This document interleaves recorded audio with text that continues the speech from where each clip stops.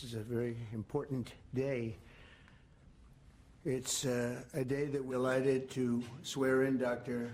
Mehmet Oz as the next administrator of the Centers for Medicine and Medicaid Services, which is a big deal. CMS Administrator Dr. Oz will work tirelessly to strengthen and protect Medicare for our nation's seniors and Medicaid for the needy. Just as I promised, there will be no cuts. We're not going to have any cuts. We're going to have only help. Dr. Oz will work to improve the quality of care for decades to come, and he'll ensure that criminals, fraudsters, and illegal aliens are not permitted to rob America's seniors. They are trying, but they're not going to get away with it. He will also work alongside Secretary of Health and Human Services Robert F. Kennedy, Jr. I've heard of him. He's a pretty famous guy. He's doing a great job, too, to address the crisis of chronic illness and to make America healthy again. First, we're going to reduce chronic disease. How do you do that? 70% of the healthcare expenditures of this country are driven by chronic disease.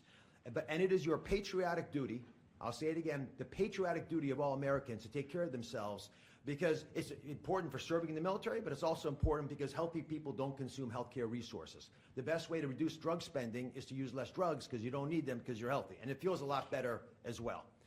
The President and Secretary Kennedy have been pushing the MAHA agenda because it makes it easier for people to do the right thing, especially the mothers of this great land, because they're the ones who really get caught with this responsibility. They're the ones deciding for their kids. They're the ones we want to empower. And curiosity, which is the key word here, truly asking questions you want the answers to, will allow the MAHA movement to thrive. The next big thing we want to focus on is modernizing Medicare and Medicaid. That's how Americans will get the care that they want, need, and deserve. We need to empower patients and providers, both. The doctors and the patients both have to be equipped with better tools. And the President is showing that he actually does love and cherish Medicare with all these executive orders, like the one on transparency, sir, that really helps us by making sure people are equipped with information. So you shine a light in the dark shadows where so much of the problems happen with the healthcare system. And remember, the most expensive care is bad quality care. That's what we want to stamp out. And finally, we want to crush fraud, waste, and abuse. This is stunning to me. I've got a message for all the bad guys from me, the Secretary, and the President. We are going to stop people from stealing from our most vulnerable, from stealing with the taxpayers of America, or honestly trying to support these programs. And we're going to be able to do it in quite a few ways. We are coming for you. I'll give you a couple examples. Mr. President, these are ones that you may want to use in some of your future conversations. Almost 250,000 people, American citizens, were fraudulently enrolled without their knowledge in exchange programs by brokers who were unscrupulous, stealing from the U.S. government by pretending these people were on programs they never told them about. Tens of millions of dollars, Mr. President, are being spent on illegal immigrants receiving Medicaid in California, and they're pushing the bill to us. Should we stop that? I think so. That will not continue. We're spending about $1 billion on Medicaid programs for dual state eligible patients, which means you live in one state, but the system thinks you're another state, and maybe a third state, and we're paying all 3 states for services you're not getting because you don't live in 3 states all at once. And finally, and this one really bothers me, there are states who are using Medicaid. Medicaid dollars for people who are vulnerable are being used for non-medical purposes. For example, public labor unions are getting child care through some of this money. That doesn't make sense to me. Housekeeping, I wish I could get that for my home. There's a big problem with student loan repayments taking place with Medicaid dollars. That's not where it should be used. And we are paying for DEI programs. I could go on, but these are all programs, Mr. President, that we have created a war room at CMS to go after, to catch the fraud in real time before the money leaves the federal coffers, so we have the money to reinvest in healthcare to make it even stronger than it's been before. Together, we're going to make the care better. We're going to make the outcomes improve, and we're going to make sure that America can actually be the healthiest country that could ever possibly be. We'll make America healthy again. Secretary Rubio said that the U.S. will have to figure out whether a deal can be done between Russia and Ukraine in a matter of days, or you will just move on. How many days is that? No specific number of days, but quickly. We want to get it done. We're talking about here people dying. We're talking about over there people are dying also, like on average 2,500 young people, soldiers. They're not from America. They're not from anywhere else other than Ukraine and Russia. But we want to save these lives. So it's 2,500 a week are being killed in battle. It's a vicious battle with the best equipment, the best everything, and it is brutal. 2,500 young people a week. Some of them not so young, actually. They're getting older. They're getting older by the month. But 2,500 a week, and we're going to get it stopped ideally. Now, if for some reason one of the two parties makes it very difficult, we're just going to say you're foolish, you're fools, you're horrible people, and we're going to just take a pass. But hopefully we won't have to do that. And Marco's right in saying it. We want to see it end. Think of it. Every day, a lot of people are being killed as we talk about, as they play games. So we're not gonna take that, and we'll see. I think we have a good chance of solving the problem, however. Inflation would have never happened. By the way, prices are down. Groceries are down. Eggs, which you hit me so hard, I'll never forget the first week in office, they were screaming at me about eggs. I said, what's going on with eggs? They were doubling and tripling. I said, I just got here. They were up like double, triple, and you couldn't get any. They said, you won't have eggs for Easter. Well, you can have all the eggs you want. I'll tell you, Brooke Rollins, Secretary of Agriculture, did a great job. And the egg prices are down 87%. But nobody talks about that. You can have all the eggs you want. We have too many eggs. In fact, if anything, the prices are getting too low. Mr. President. So I just want to let you know, prices are down.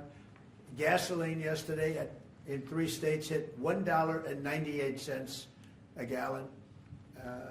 And it looks like it's at a level that it hasn't seen since my days, my 4 years. So it's about I'd say maybe, I think we're going to be averaging $2.25 very soon. So I just want to let you know, though, because I keep hearing about prices and inflation. Prices are coming down, not going up. Only the fake news says they're going up. The only thing that's even are interest rates. And if we had a Fed chairman that understood what he was doing, interest rates would be coming down too. He should bring them down. Mr. President, What do you need to see from both sides in order to keep negotiations going? What do you want to see from Russia and Ukraine? I have to see, my whole life has been one big negotiation, and I know when people are playing us, and I know when they're not, and I have to see an enthusiasm to want to end it. And I think I see that enthusiasm. I think I see it from both sides. Do you think Russia's But you're playing going to you? know soon. Do you think Russia's playing you? No, nobody's playing me. I'm trying to help. This was Biden's war, by the way. By me getting involved, they'll say, oh, it's Trump. This is not Trump's war. This is Biden. This is a war that should have never happened. Okay? Think of it. Those cities are crushed and crashed, and all those beautiful steeples, the most beautiful in the world, actually considered the most beautiful in the world, most of them are now smashed to smithereens, as they say, and lying on the ground in a million pieces. Those towns are crushed, the whole place. It's so horrible. And millions of people are dead, far more than you think. That's one thing you're going to get out of this war. You're going to find out that your estimates are far lower than, it's far worse than people think. Nobody's playing anybody. We are going to see if we can get it done. I think we have a really good chance of getting it done. And it's coming to a head right now. I won an election in a landslide. We won all 7 swing states. We won by millions of votes. We won 2,750 districts to 505 districts. 2,750 to 505. That's why the map, when you look at it, is all red. And one of the biggest reason, I think the biggest single reason, actually, I'd like to say it's because of this, because I think they're going to come up with things that are incredible. But probably the biggest reason was because of the border and because of illegal immigration. And the people of this country want those people out. Because what Biden did, and I don't know if he did it, I'm not even sure he knows what the hell he was doing, but what his people did, representing him, was allow millions and millions of people from jails, from prisons all over the world, people from mental institutions and insane asylums, gang members, drug dealers, pouring into our place. And you know what? Our people voted for me to get them out. They want them out. They want them out. And we've done a hell of a job. And by the way, Ecuador and various places, but El Salvador, we've been helped by a lot of other states where they're helping us, actually. Because you couldn't, look, what this man was thinking when they allowed open borders and people to come in, if you look at Venezuela, their crime is down by 72%. You know why? They took all their criminals off the street. They took all their prisoners from jail. They took murders. 11,088 murderers were released into our country. Bad things are going to happen. Bad things. And we're getting them out. And that's why I was elected. A judge wasn't elected to do that. I was elected to do that. And we're doing it in record fashion. We have the safest border, the most secure border we've ever had. Mr. President, photos have emerged of Senator Van Hollen sipping what appears to be margaritas with Abrego Garcia down in El Salvador. Do you encourage other Democrats to fly down to El Salvador to meet with this illegal alien who's an accused wife beater? This guy, see, now this is the kind of reporter we like. There aren't enough of them. We got to get some more of them. But no, I appreciate that question. No, look, he's a fake. I know him. I know them all. They're all fake. And they have no interest in that prisoner. That prisoner's record is unbelievably bad. If you would go into the room, you might, if you would, Caroline, maybe go into the room and see if you can find that little slip. I wrote some things down. I don't know why you'd want to keep them, but we got a little biography of him. Did you help set up that Not a meeting? very innocent guy. Yeah, Did you help set up that on the meeting, IRS. sir? Mr. President, On the- in the spirit of Easter Sunday and it while being we're on Good the Friday. subject, right? Yes, of course. So you're talking about Abrego Garcia, is that the one? Yeah.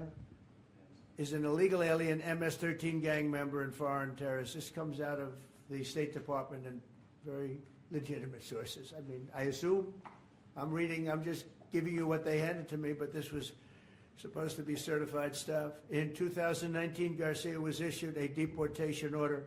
2 separate judges affirmed Garcia was a member of MS-13, which is a gang that may be even worse than Tren de Aragua, and maybe worse. They kill people with knives because it's more painful. Very famous for the knifing and killing of 2 young 16-year-old girls walking to school one day, and they sliced them up into little pieces and killed them. That's MS-13. And 2 separate judges affirmed Garcia was a member of MS-13. When Garcia was originally arrested, he was wearing a sweatshirt with rolls of money pouring out, an MS-13 gang symbol that he was driving with 2 other known violent MS-13 gang members, 2 of the most violent members that we know of in the MS-13 gang of thugs. In 2022, Garcia was stopped by the Tennessee Highway Patrol and was found to be transporting 7 people from Texas to Maryland, and he had no driver's license. He was driving violently. In 2020 and 2021, Garcia's wife filed for a protective order from him and said he was violent and abusive and really scary, including allegations that he punched and scratched her on the eye, left her bleeding after throwing her laptop on the floor at her, ripped her shirt, and ripped off her shorts. He then grabbed her arm, leaving very severe marks. Garcia's wife also wrote in court, "At this point, I am afraid to be close to him. I just don't want to be close. I have multiple photos and videos how violent he can be and all of the bruises that he's left on me." She just couldn't get anywhere near him. This is the man that the Democrats are wanting us to fly back from El Salvador to be a happily ensconced member of the USA family. Isn't it a shame? And by the way, I've been hit pretty hard by fake shows, fake news, MSDNC in particular, where they talk about how evil I am, that this man would be thrown out of our country. This man is according to certified statements that we get, is a very violent person. And they want this man to be brought back into our country where he can be free and to stay as a happily Maryland, they call him the Maryland man. He's a Maryland father. No, this is a violent person. Who they don't talk about is that wonderful angel mom who lost her daughter, who had 5 beautiful children, and she was killed violently. And, she spoke, and she spoke unbelievably. I saw it, and the fake news didn't pick it up. She spoke She was in tears. She's devastated. Her life is, essentially, she's told me her life is like over. But there was like, I think no stories. Isn't that true? No stories. Zero stories. It was the most emotional thing. Everybody that watched it, they couldn't believe it.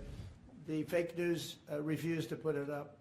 So it's very sad. And yet they talk about this guy like he's an angel. See the angel up there? They think he's like that. Like a little angel. Sir, on Iran, would you be open to letting Iran Sure. keep some kind of civil nuclear program? No Or would impact the entire whatsoever. program need to be dismantled? I'm for stopping Iran, very simply, from having a nuclear weapon. They can't have a nuclear So weapon. the I entire want program Iran dismantled? to be great and prosperous and terrific.